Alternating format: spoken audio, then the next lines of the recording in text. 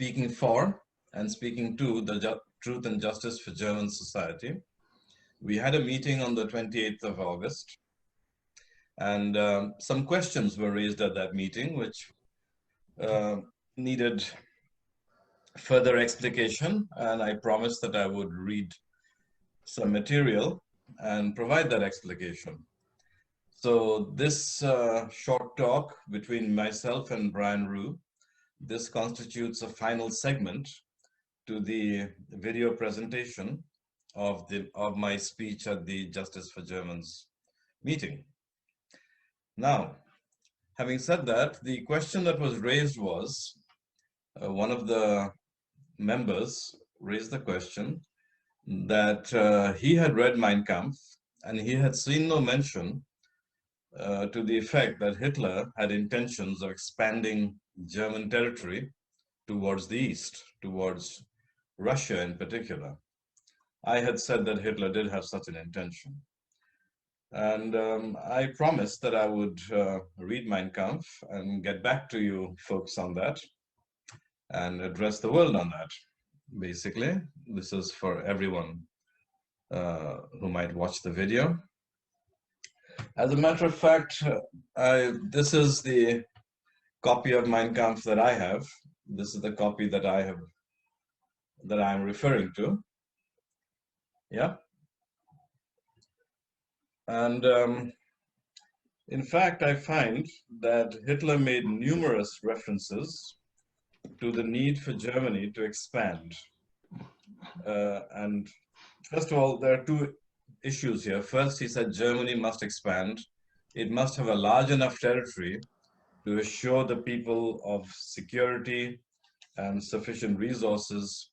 And it had to be as large as other countries like the USA or the Soviet Union or Australia in order to survive, because nations without basic territory could not survive against nations that did have territory and the resources and the strength that comes with large territory. So there's numerous statements by Hitler to this effect. The extent of the national territory, this is page 133.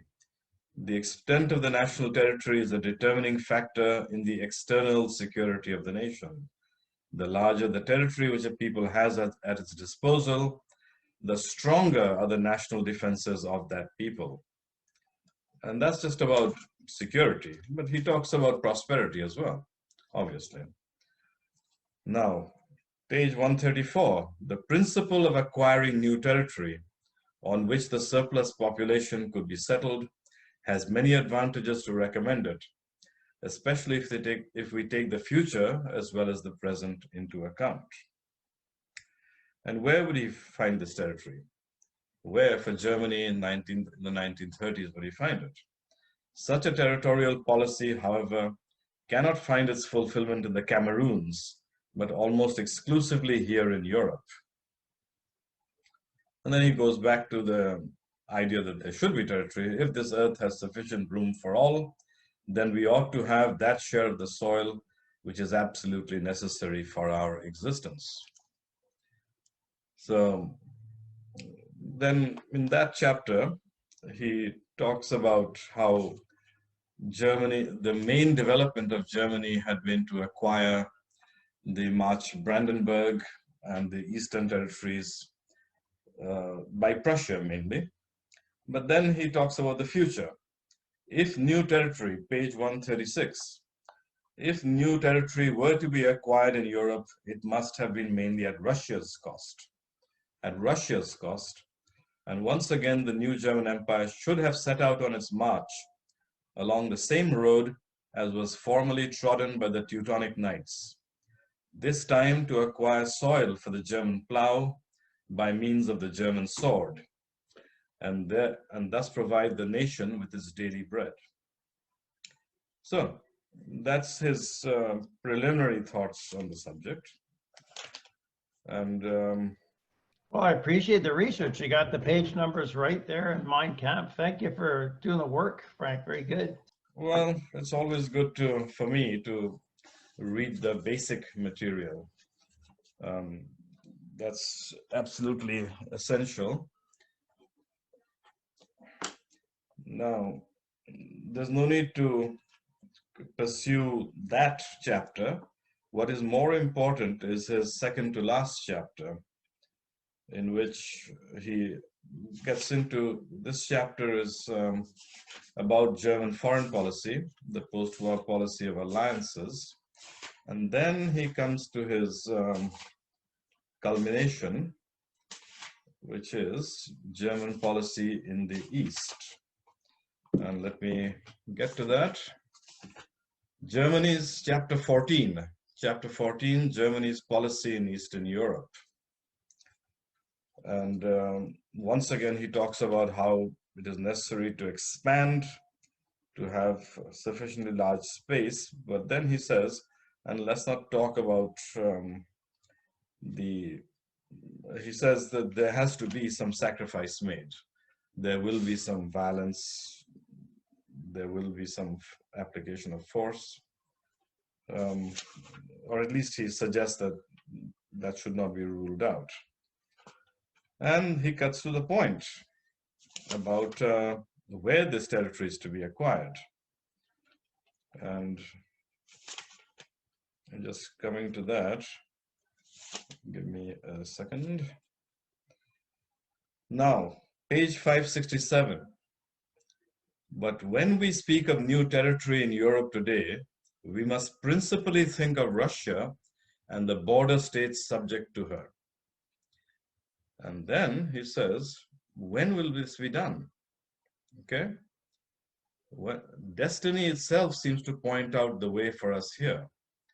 In delivering Russia over to Bolshevism, fate robbed the Russian people of that intellectual class which had once created the Russian state and were the guarantors of its existence. Now, his point is that the Russian state was founded by Nordic peoples, Nordic leadership. And that is true. Wow. At the time, the Russian peoples, the Slavic peoples of Russia, had fallen into a state of anarchy, fighting each other, fighting even within a village, fighting each other, families fighting each other. There was no order, no unity. And they appealed to the Vikings, to these Scandinavian peoples, and said, be our rulers. They actually invited foreign people, the Scandinavians, to rule over them. So what century was this? Oh, this would be about like 900 maybe, AD. I'm just guessing. As I say, I have so much in my mind, I forget. I don't really recall dates very well. But they appealed to the Scandinavian peoples. The Scandinavian peoples were already pouring into Russia and establishing trade routes, often conquering small towns. And they used the rivers of Russia. They extended their reach all the way down through Russia, right southwards to the Black Sea. And some of them arrived at Constantinople, Byzantium, as they called it back then, Byzantium, the Second Roman Empire. And they offered their services to the Byzantine emperors. And they were called the Varangian Guard. The entire territory from Sweden and Finland, all the way down through Russia, all the way down the rivers, Diob and Yenisei and all the big rivers, they had settled little trading posts and military bases all along it. So they were already there. And then the Russians, the Slavs, having fallen into anarchy and disorder, appealed to the Scandinavians, please rule us. And the first ruler of Russia as such, of the Rus, was a Scandinavian, a Viking named Rurik. That's R-U-R-I-K. So Hitler is actually referring to that, though he doesn't go into that detail. He says that the nucleus of the Russian state was Nordic. It was Nordic Aryans who did that. So the Russian state was not organized by the constructive political talent of the Slav element in Russia, but was much more a marvelous exemplification of the capacity for state building possessed by the German element in a state of inferior worth. And so For centuries, Russia owed the source of its livelihood as a state to the Germanic nucleus of its governing class. So the aristocrats of Russia were essentially Nordic, which is all true. That's really impressive, though. That's really impressive. That's news to me. I really appreciate that. It really makes me feel inspired about the German people. The Nordics, Germans, you know.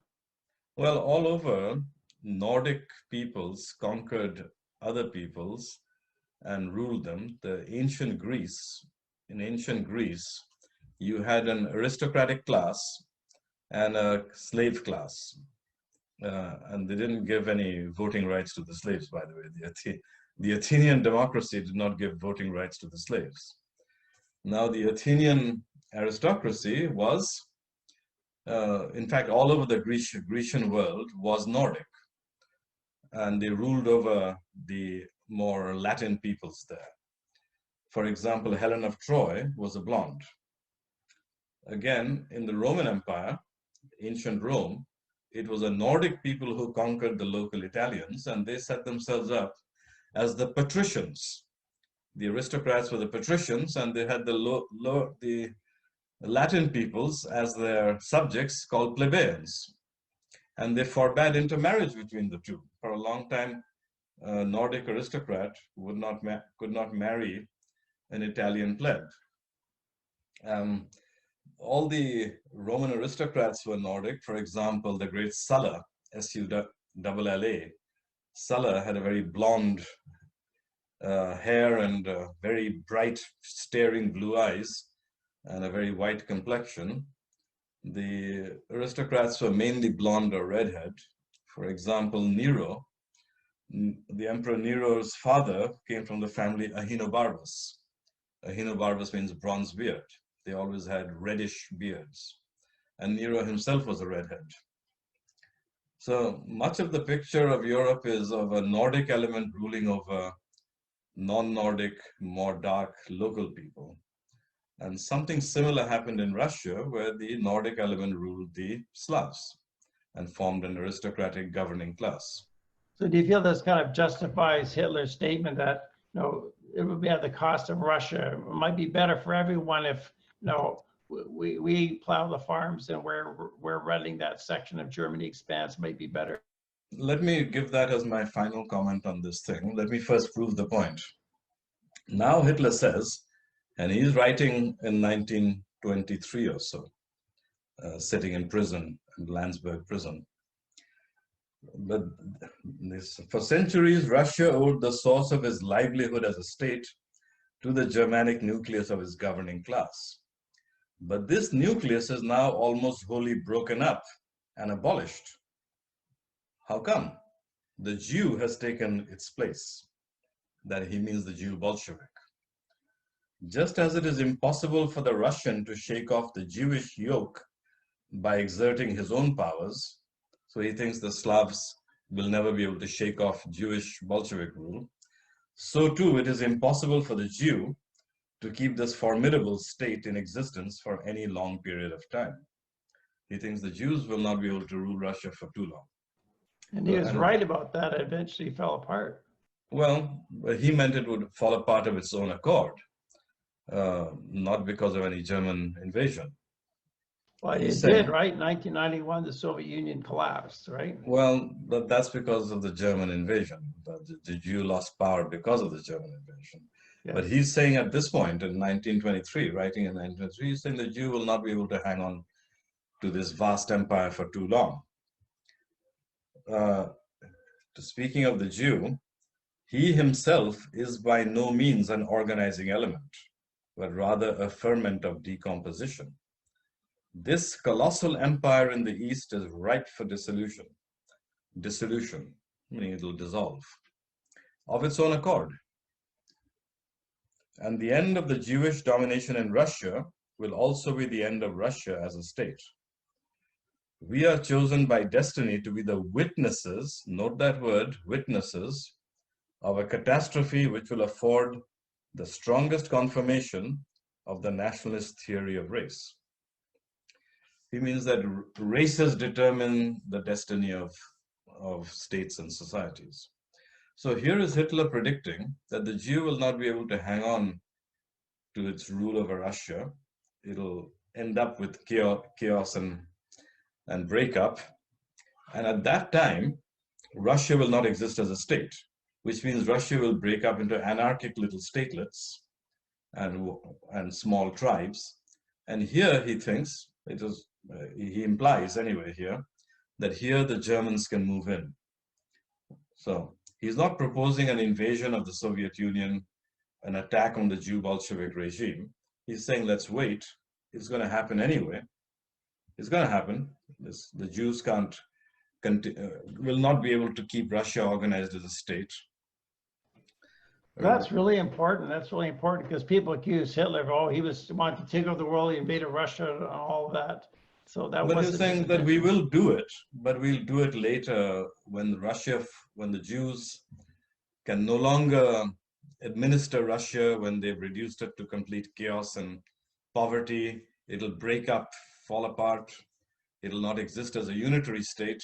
It'll be a bunch of small tribes and statelets. Do you think he may have done it diplomatically, right? It could have been through a diplomatic means, not necessarily war and invasion, like the Nordics were invited in by Russia. So maybe he could have done it diplomatically in the future. How do we know? Maybe, but he doesn't rule out force.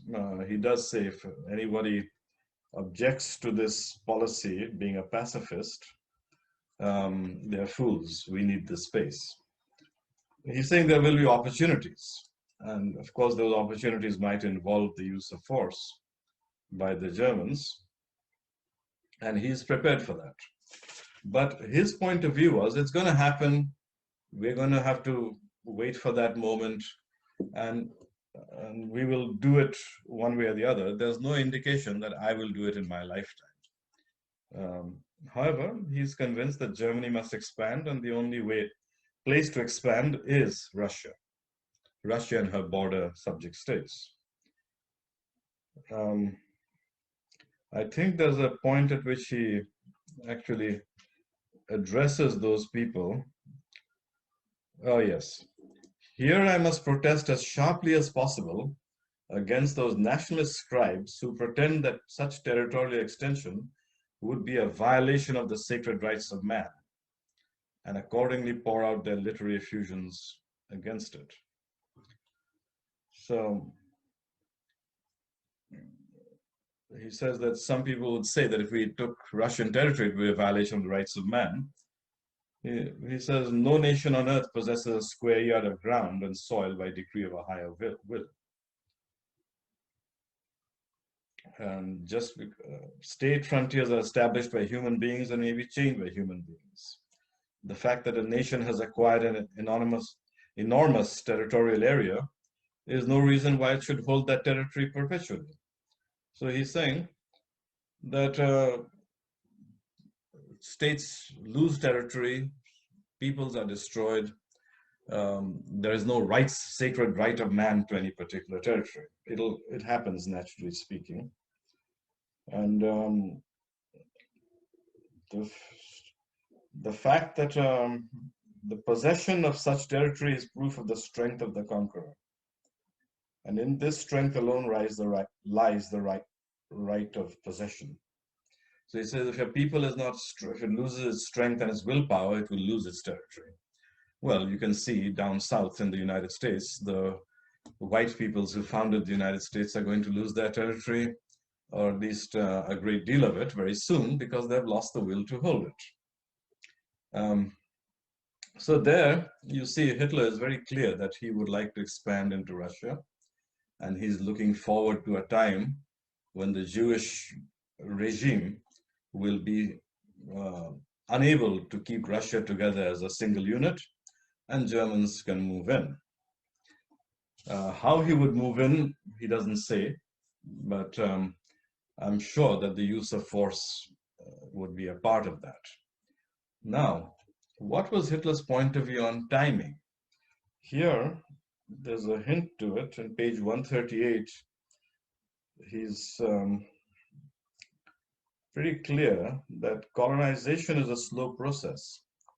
He's talking about to colonize a territory is a slow process, often extending over centuries. Yet this is a source of its inner strength. It is not through a sudden burst of enthusiasm that it can be put into effect, but rather through a gradual and enduring process of growth, quite different from an industrial process. So, he's saying that colonization is a matter maybe of centuries, often extending over centuries, and is not through a sudden burst of enthusiasm. And it implies not through a sudden one single mighty conquest. Okay, so here's my conclusion on this, my answer to the people who raised the question at the meeting. Hitler certainly wanted Germany to extend eastward, to acquire territory at the expense of, in where now Russia and Belarus and Ukraine are. But he envisaged that to take place probably a long time afterwards. And he certainly, at the time he wrote the book, he was intending to wait for Russia to dissolve as a state. He was waiting for the Jew Bolshevik regime to mess up things so badly that even they could not hang on to Russia and it would fall apart.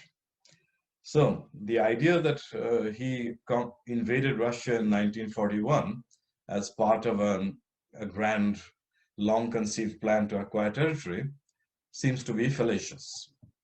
As I said, he invaded in 1941 to preempt Jew Bolshevik invasion of Western Europe.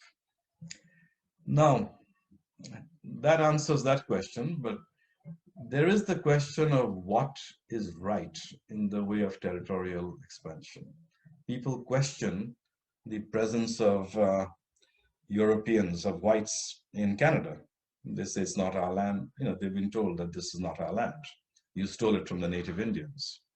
Many Americans are told to chant. Black Lives Matter tells American whites to go down on their knees and chant, "We are on stolen land."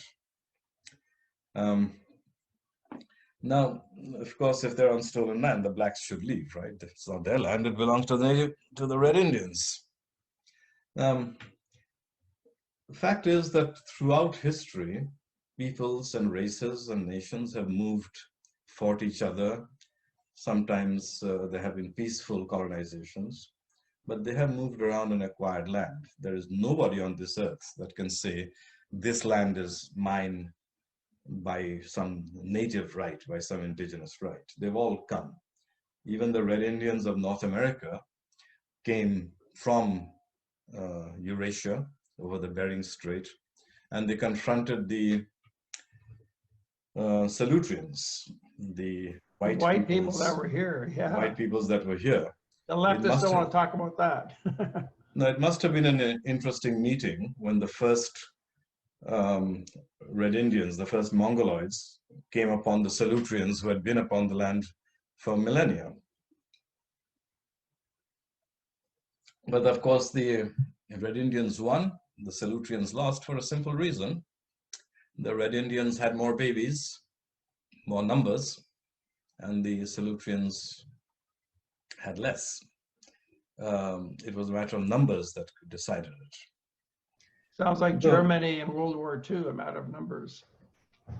Maybe, but numbers were more important then. Today, technology is more important. You can have fewer numbers. One question though, on another thing. Didn't Hitler think of the Soviet communists as an existential threat to Germany, that this would have to be faced at some time? Like the Jewish Bolsheviks had created communism. They had a stated goal to take over the entire world. They were in Germany, like in 1919, that was a communist threat. Well, that's another aspect of it. That's a whole different aspect of it. You're changing the subject here now. Yeah, I'm changing the subject, so you don't have to comment. Morality of acquisition of territory. Yeah, my view is that everybody has acquired territory. Everybody has taken what they could. But the question is, what is good for humanity here? I am from Asia, but I was entranced by the works of Edgar Allan Poe. His works like The Fall of the House of Usher. Also his poem, the Once Upon a Midnight Dreary, While I Pondered Weak and Weary. The poem is called The Raven. I look at the magnificent buildings of Washington, D.C., with the classical Greek porticos and fluted columns. I look at the beautiful towns of the Northwest. I haven't been to Massachusetts or New England, but I look at these very quaint, beautiful towns, towns like Edmonds in Washington State.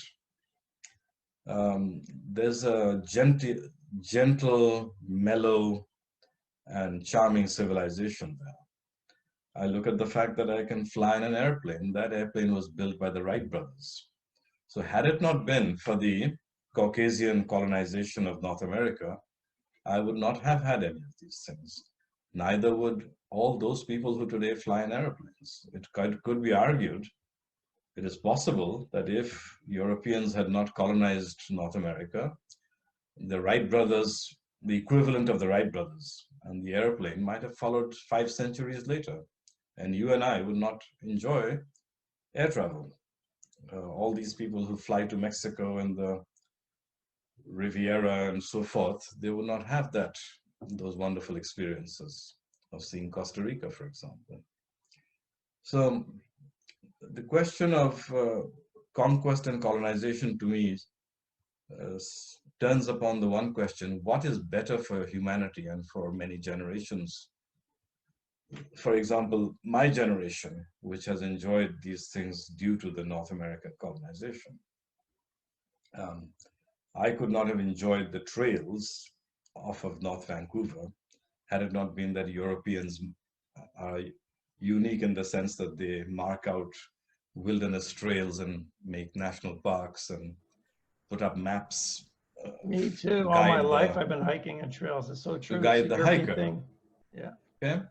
So it is a kind of, there is a morality, the greater good of humanity, that says that the Caucasian invasion and colonization of North America was a moral good.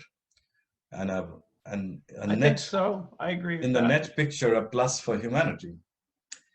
Now, the Germans enjoyed the vast soil and territory of Russia from the Vistula to the Urals, they would no doubt do a great deal of good.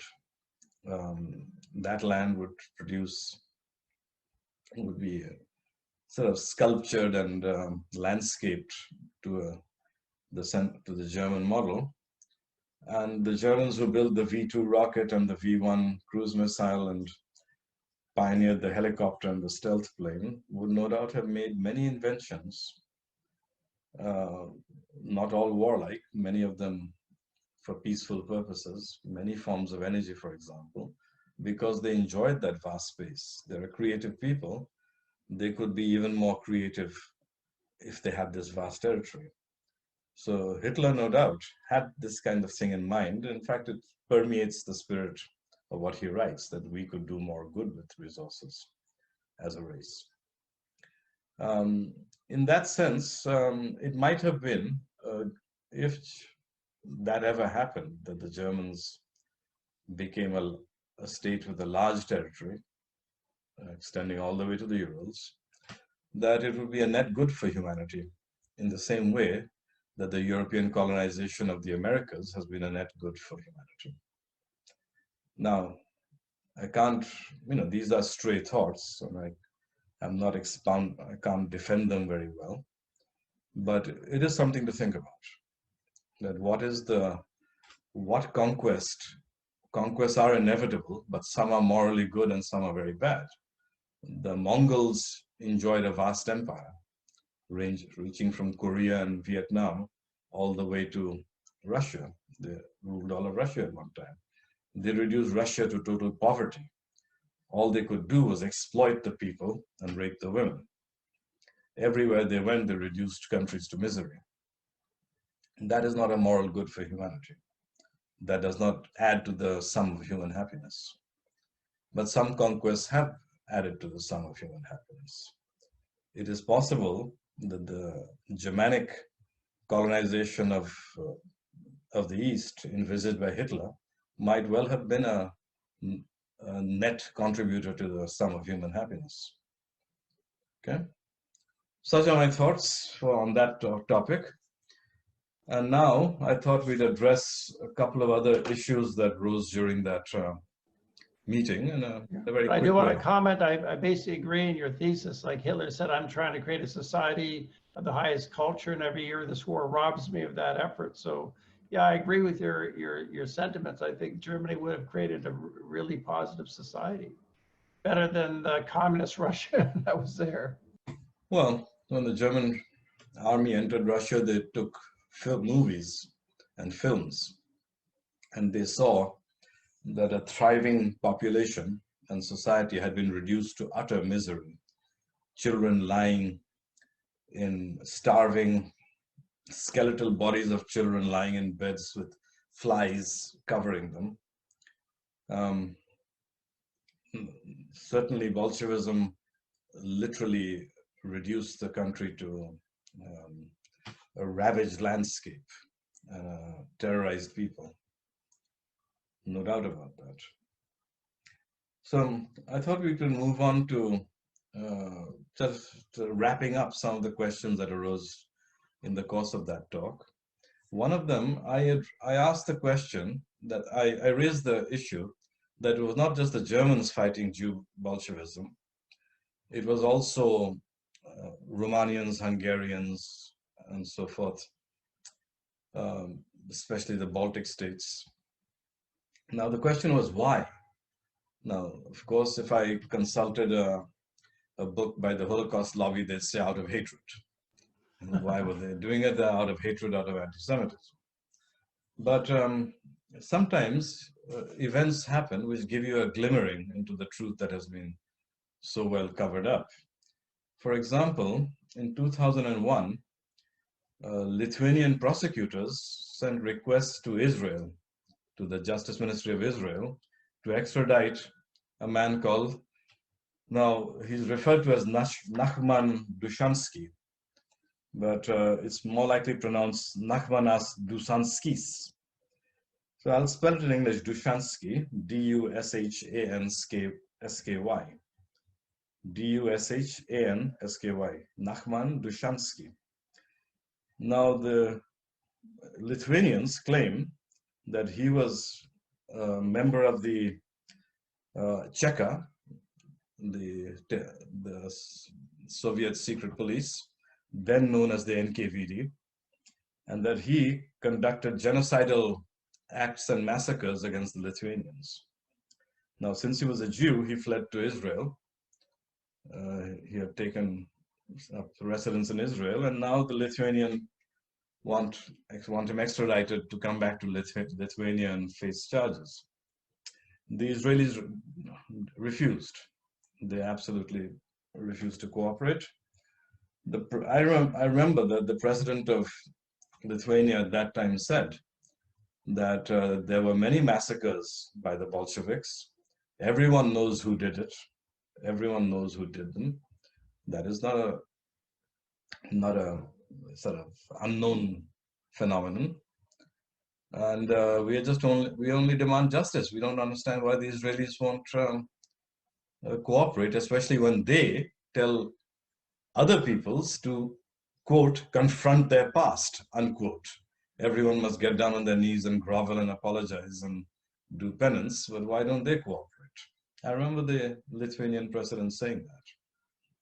Well, he said everyone knows who did it, who did those massacres. Now, he could have said it was Jew Bolsheviks who did it, but he didn't say it for the simple reason that the Jew Bolsheviks have a supporter in the United States, and the Lithuanians, like everyone else, values the trade and foreign aid and strength of the United States. So out of fear of that, out of fear of losing US trade and aid and support, he didn't say it was Jews who conducted those massacres. But that would give you a reason why the Lithuanians would turn on the Jewish population and conduct pogroms, and why they fought with the Germans, forming a pretty substantive SS divisions which fought on the Eastern Front. When they say that here's a Jew Bolshevik conducted massacres and tortures in our country. And one of them was this man, Nachman Dushansky. At the same time, later on in May 2006, they wanted to investigate a man called Yitzhak Arad, A-R-A-D, Yitzhak Arad, who was a member, they claimed, they alleged he was a member of the Soviet NKVD, the Cheka, and he was involved in genocidal acts and killings of Lithuanian civilians. Well, the interesting thing is that Yitzhak Arad was then a director of the Yad Vashem. The Yad Vashem is Israel's Holocaust museum and memorial and institution. Endlessly speaks of the victimhood of Jews, some of which, of course, they were to some extent victims. But a man who claims to be a victim was being sought by the Lithuanians for genocidal acts as a member of the Cheka, the Jewish Bolshevik secret police. He was the victim card. The Poles have asked for the return of Solomon Morel, M-O-R-E-L, who operated a camp, a murderous camp, and was accused of killing like tens of thousands of people. In these camps, the officers were very cruel to the Germans, even stuffing frogs and toads down the throats of German children. Solomon Morel in particular was known as brutish and sadistic to the extreme. Some of the prisoners described him as a Hun in human form. But he was living in Israel. The Poles demanded his extradition. The Israelis refused. Now, when you see that they continually refuse to hand over or to cooperate with the prosecution of these criminals, are they really out for justice when they are hunting down various Nazi war criminals, or who are at least alleged to be war criminals? Are they really looking for justice? Because if they were looking for justice, they would cooperate in the prosecutions of these people, these individuals. So is it justice or is it tribal revenge? Okay. It's a question that could be asked if anyone knew about it. Very few people know that Lithuania has demanded these war criminals back, or that Poland was very anxious to have Solomon Morel back. Now, that might partially, these little incidents give you a clue as to what happened, that Jew Bolsheviks were genocidal, at least in the quality of their actions, if not the quantity, and were involved in tremendous crimes against humanity, which is why these peoples, the Estonians, the Latvians, the Lithuanians, the Hungarians, were fighting against Jew Bolshevism. So that wraps up, at least it's a further commentary on that issue. Another person during the meeting raised the issue, what is the evidence that Soviet Bolshevism was Jewish? He asked that, and I answered that, well, the evidence is overwhelming. However, having said that, I would recommend anyone interested to read an article by Winston Churchill. This article was written by Winston Churchill in the Sunday Herald, I believe, published in the Sunday Herald. And the title of the article was Zionism and Bolshevism, a Struggle for the Jewish Soul. In the course of this article, Winston Churchill admits what the whole world knew at the time, what was common knowledge, that the leaders and elite of the Bolsheviks were Jews, and they were guilty of the most horrific crimes against humanity. He admits that and then says that why don't we turn their energies from Bolshevism to Zionism, to founding a home in Palestine? And I have read the article myself, and my inference is that Winston Churchill was bribed to write it. He was bribed to write it because the thrust of the article is that, yes, the Bolsheviks are mainly Jewish, it is a Jewish movement, and they are enjoying the fruits of this rule, but most Jews are innocent. most Jews are good Jews, most Jews are patriotic citizens of the countries that they're living in, from England to France to Germany. Now, he's basically saying, don't, it's not all of us, it's just some of us, so don't take collective action against us. Now, that paralyzed, the article is part of an effort to spin this line and to paralyze any attempt to control or deport Jewish populations as a danger.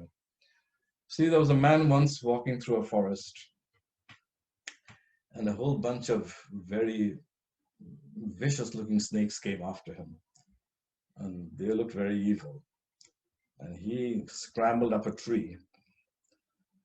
And these snakes swarmed all around him.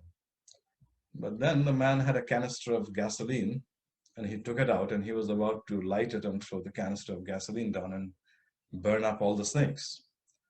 And some of the more cunning among the snakes said, but you know what, we're mostly good. It's just these few among us who are really poisonous and want to kill you. We're actually good. Now listen to us. And as he's listening, one of the snakes crept up the tree, bit him in the neck and killed him. And the rest ate him. What a good analogy, yeah. It's an analogy for the fact that often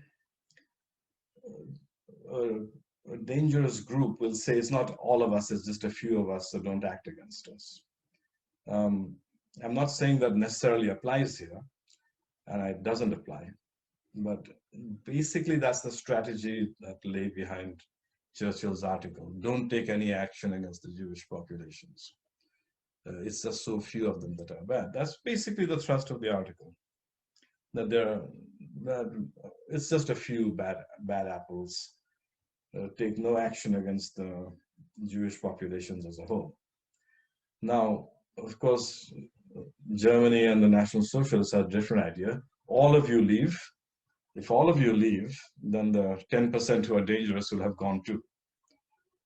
It's like the man who has a bottle of pills. Out of 100 pills, 2 are poisonous, but he doesn't know which ones. So his best strategy is to get rid of them all. Throw away the bottle. I like your insight on the Winston Churchill's article. So I read that as well, but I didn't quite get it as deeply as you did. I appreciate that on behalf of the audience. Well, I have spoken or I've written the works of many nationalists of various countries, and they all say that the Jew Bolsheviks have 2 goals. Now, I'm not saying I agree with this, okay? But I'm just repeating, they have 2 goals. 2 cheeks to one arse, so to speak. One cheek of the arse is to replace white peoples with black and brown colored peoples and rule over them. The other cheek of the arse is to rule over them from a central base known as Israel. I'm not saying I agree with it, but that's the thesis. If that's so, Winston Churchill was saying that here's one cheek of the arse, Bolshevism. I'm suggesting that we turn Jews away from some of the Jews and push them towards Zionism, the other cheek of the arse. That's a big problem, yeah. That's the second recommendation of this article. 2 sides of a disastrous problem, yeah.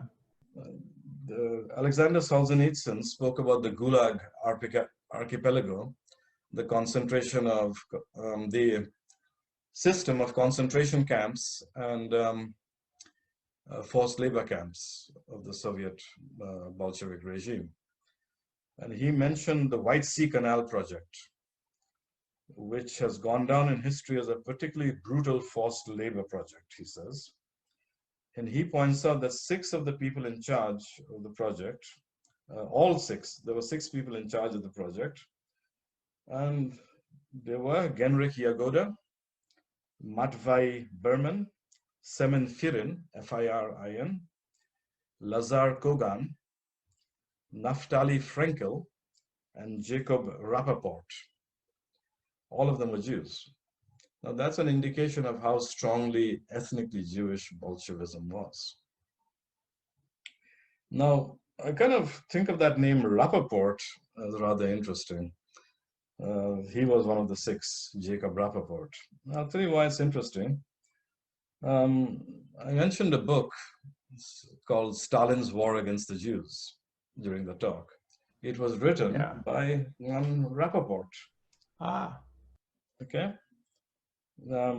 So now here you have one Rappaport is one of the monsters in charge of the atrocities and forced labor camps.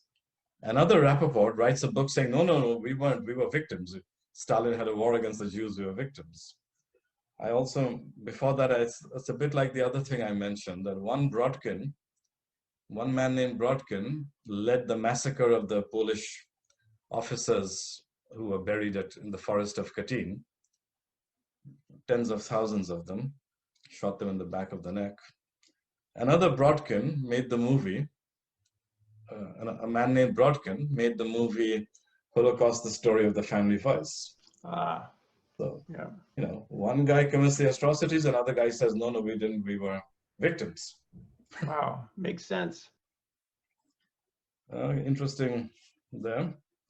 So in conclusion to all that, and here I'd like to draw a conclusion, we are seeing that the Germans have been vilified for a long time and are still being vilified. Okay?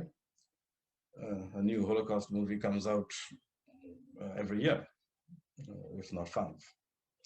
But they're not the only people being vilified by the current rulers and the current regime. Whites are vilified all over the white world. In America, whites are referred to as the slavers, that they had the original sin of slavery. And this is said over and over. But no mention is made that they built the civilization that so many enjoy in America. No mention is made that they given an infinitely good life to the black people. That there's a man called Van Jones, appears on CNN, constantly berating whites and talking about black victimhood. He went to Yale, a university of Ivy League, of old gray stones, of beautiful libraries. He had a life, a university life, such as people dream about, and only a white civilization could build. You know, the Roman porticos, the lawns where croquis played, the tinkle of lemonade, of ice and lemonade. Oh, you make me during want to go to summer. university, Frank. You're away with words. Now, Van Jones berates the whites and demonizes them, never mentions the fact that they gave him a life that he would never have had he been in Ghana or Togoland. Okay? That whites are infinitely generous people. Of course, they must be. They've let me live in Canada. I have an infinitely better life here than I would have in India. But whites are demonized all over. Today, whites are told that they suffer from whiteness, the curse of whiteness. And whiteness, the universities tell you, is a streak of supremacism, of privilege taking, of advantage taking, of exploiting other people. And whites everywhere are told they are enjoying white privilege. So all whites are vilified, not just the Germans, but the Germans are the whites that are vilified the most. Okay? The attack that we see lasting over a century is an attack on all Caucasians, all the white nations. And the attack of Germans is part of that wider war of genocide. It's part of a bigger war. Whites are subtly indoctrinated with the notion, and they're subtly indoctrinated by movies, by advertisements, which denigrate them, demean them, and mock them, and show them as inferior. Whites are subtly indoctrinated with the notion, and the notion is this: your fellow whites, the Germans, are inherently evil, and therefore so are you, as brothers and sisters in the family of races that both you and the Germans belong to. It's very well wrapped, this message, very subtly told. It's an underlying subtext to a lot of movies, to a lot of history writing. The truth must be told as regards both Germans and Caucasians. Justice for Germans means justice for all whites. Very good, Frank. Great message for the truth and justice for German society. Really appreciate your research, your intellect. It's great to have you in the Justice for German Society. Why don't you have more meetings as well? Monica does as well.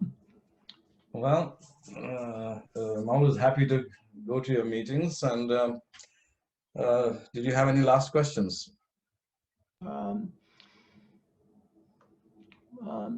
No, I think I pretty much agree with your thesis. I appreciate the bit about Winston Churchill, your interpretation of that, because I thought maybe when he wrote that, it was sort of a rare moment of honesty, like it was in 1920. But of course, a man who recommends Zionism is not an honest man. And Winston Churchill never brushed his teeth with his own money. Whatever he did for a bribe.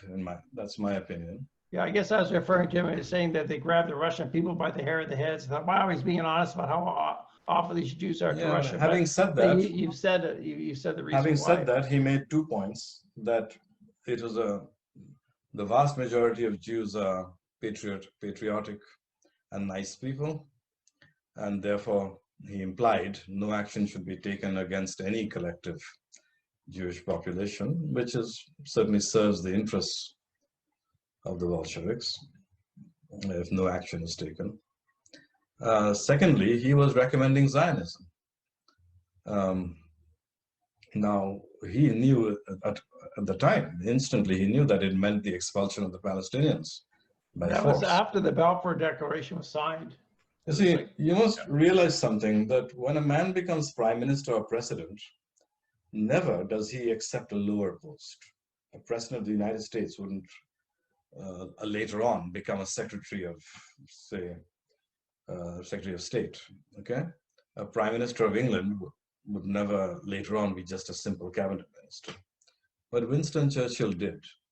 Having been a wartime prime minister, he later took a post as a simple minister. And guess what he did?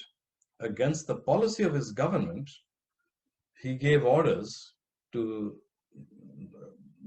the Royal Navy not to stop Jewish emigrant ships from going to Palestine. He went against the policy of his government to ensure that the Royal Navy helped the Jewish invasion of Palestine. So, did he do that for money? Sometimes I wonder. He himself, at a drunken dinner towards the end of his life, said that I'm just an old Zionist, ha ha ha. Now, why would an Englishman say that? Wow. Yeah. He was, I don't think he did anything, wrote a single article or a single word without some benefit in mind, without taking some sort of remuneration. Yeah. I could be wrong. I might be maligning a great man, but that is my opinion. Maligning a great man, he wasn't a great man. I have his 6 volumes for the Just for German side of his World War II Winston Churchill volumes. Those are ghostwritten. He didn't write all that himself. Well, I have trouble believing. He also supposedly wrote a multi-volume work called The History of the English-Speaking Peoples. I have trouble believing that a man who was perpetually drunk and spoke thickly and often inarticulately would be such a great writer. I have trouble believing. I have the same doubts, yeah. All right, Brian. Well, very good talk, Frank. Really appreciate it. We'll have you back for more. Thank you.